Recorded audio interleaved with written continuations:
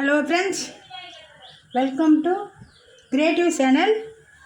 நான் இன்றைக்கி ஒரு புழுங்கல் அரிசி, ரேஷன் அரிசி வச்சு நான் ஒரு ரெசிபி செய்ய போகிறேன்.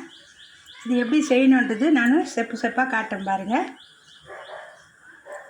2 அழகு ரேஷனு குண்டு அரிசி போடுவாங்க. அந்த குண்டு அரிசியை நல்லா 3 மணி நேரம் ஊற வச்சுட்டு நல்லா இந்த மாதிரி அரைச்சி வச்சுக்கினேன் பாருங்கள். இந்த மாதிரி அரைச்சி வச்சுக்கினேன்.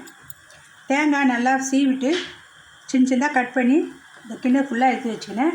வேர்க்கடலை 1 கப்பு, நாட்டு சக்கரை வச்சு தான் நான் இன்றைக்கி செய்கிறேன். இந்த நாட்டு சக்கரை வச்சு நம்ம எப்படி செய்யணும், தண்ணியில் போட்டு கொதிக்க வச்சுட்டு மண்ணுக்குதான்னு பார்த்தேன், மண் இல்லை. அதனால் தண்ணியில் கொதிக்க வச்சு வடிகட்டி வச்சுக்கிறேன். இனிப்பு பத்தலைன்னா இன்னும் கொஞ்சம் போட்டுக்கலான்ட்டு தண்ணியில் போட்டு ஊற வச்சுக்கிறேன். இங்கே பாருங்கள், இந்த பக்கம் கடலைப்பருப்பு வேகுது, இந்த பக்கம் தண்ணி கொதிக்குது. இந்த தண்ணி கொதித்த உடனே நம்ம மாவை கரைச்சி ஊற்றி கிண்டிக்கினே இருக்க வேண்டியதான். தண்ணி கொதிக்கிட்டோம். மாவை கரைச்சி ஊற்றும் போது நான் உங்களுக்கு எல்லா ரெசிபியும் போட்டுட்டு நான் காமிக்கிறேன் உங்களுக்கு.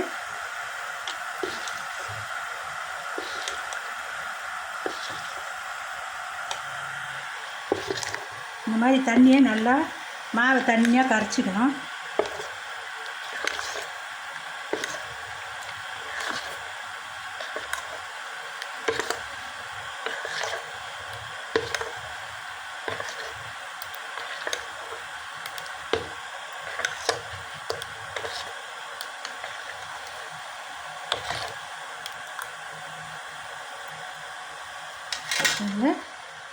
மாவை நம்ம தனியாக கரைச்சிக்கிட்டோம். இது தேவையான அளவு லாஸ்ட்டில் உப்பு போட்டுக்கலாம், இப்போ போட தேவையில்லை. இப்போ நம்ம மாவை ஊற்றிக்கலாம்.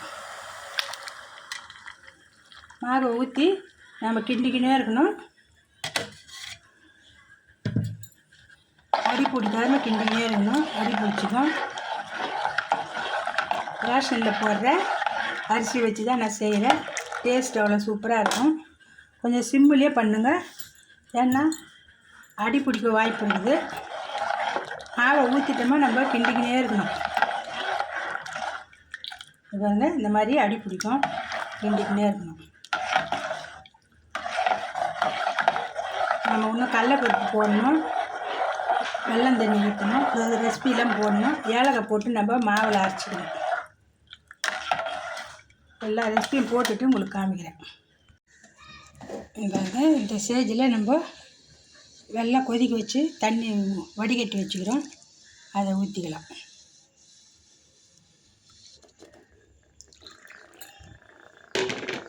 நம்ம நல்லா கை விடாமல் கலரிக்கினே இருக்கணும். இப்போ தான் அடி பிடிக்காது.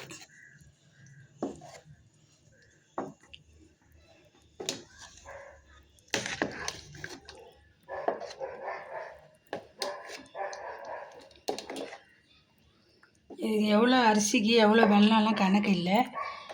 நம்ம ஒரு திட்டமாக நம்ம போட்டுக்க வேண்டியதான். நம்மளுக்கு எவ்வளோ இனிப்பு தேவையோ அந்த மாதிரி நம்ம போட்டுக்கலாம்.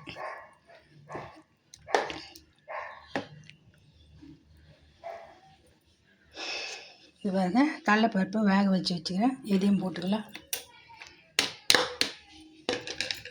தேங்காய் கட் பண்ணி வச்சுக்கிறோம், இதையும் போட்டுக்கலாம். இப்போ வேர்க்கடலை வறுத்து தோல் எடுத்து வச்சுக்கிறோம், இதையும் போட்டுக்கலாம். இந்த ஸ்டேஜில் எல்லாத்தையும் போட்டுக்கலாம்.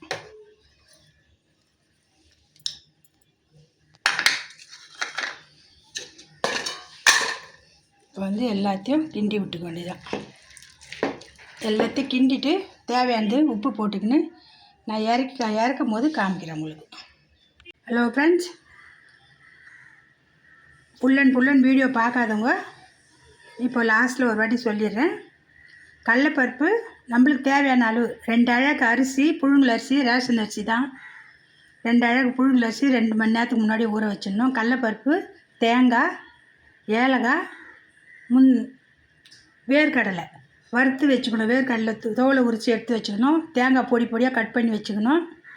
கடலைப்பருப்பு நல்லா அரை வேக்காடு வேக வச்சு மாவு நல்லா அரைச்சிட்டு மாவில் போட்டு நல்லா ஏலக்காய் போட்டு அரைச்சி வச்சுக்கணும். தண்ணி கொதிக்க வச்சு மாவை போட்டு கிண்டிக்கினே லாஸ்ட்டில் நம்ம எல்லாத்தையும் போட்டு ஒரு இது வந்த உடனே நம்ம இறக்கிடணும். இதுதான் அரிசி அல்வா. உங்களுக்கு இந்த மாதிரி வேணும்னா நான் சொன்ன மெத்தட்லேயே செஞ்சு பாருங்கள். இனிப்பு உங்களுக்கு எவ்வளோ வேணுமோ நீங்கள் போடலாம். நான் வந்து நாட்டு சக்கரை தான் தண்ணியில் போட்டு கரைச்சி போட்டேன். ஆனால் கல் எதுவும் மண்ணெலாம் இல்லை, தண்ணியில் போட்டு கரைச்சி தான் போட்டேன். உங்களுக்கு வேணும்னா இந்த மாதிரி செஞ்சு சாப்பிட்டு பாருங்கள், ரொம்ப நல்லாயிருக்கும். ரேஷன் அரிசி தான். நம்ம செஞ்சு சாப்பிட்டு பார்த்துட்டு கமெண்ட் பண்ணுங்கள், லைக் பண்ணுங்கள், சப்ஸ்கிரைப் பண்ணுங்கள், பெல் பட்டனை கிளிக் பண்ணுங்கள்.